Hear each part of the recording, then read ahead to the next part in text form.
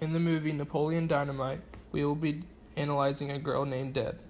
She is a girl in high school who is really self-conscious of what other people think of her. She was introduced in the movie by socializing with Napoleon on his doorstep. She did not look him in the eye and also ran off after a remark about her mom was said by Napoleon's brother. A few scenes later, Napoleon decides to go sit with her at lunch. She becomes really tense and tries to ignore the fact that he is sitting right across the lunch table from her. But for some oddly reason, she does not have a problem taking pictures for her photography business. Character diagnosis for Deb is social anxiety, other known as social phobia. It is an anxiety disorder characterized by overwhelming anxiety and excessive self-consciousness in everyday social situations. People with social phobia have a persistent, intense, and chronic fear of being watched and judged by others and of being embarrassed or humiliated by their own actions. Symptoms of diagnosis. One symptom Deb shows during the film is worrying about embarrassing or humiliating herself. This symptom is observed when she is standing at Napoleon's door and Kip yells from inside the house and Deb runs away, leaving all of her things.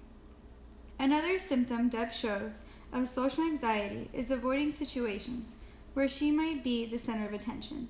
At the dance, while dancing with Napoleon, he gave her all of his attention and she was extremely awkward.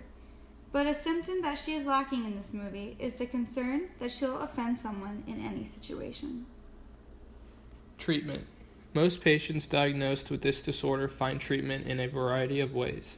The most common form is psychological counseling. Depending on the severity of the symptoms, many doctors prescribe a variety of medicines to reduce stress and depression, most commonly known as antidepressants. Most patients find symptoms resolve after a couple of months of counseling. Antidepressants are usually given after counseling has failed to work on its own.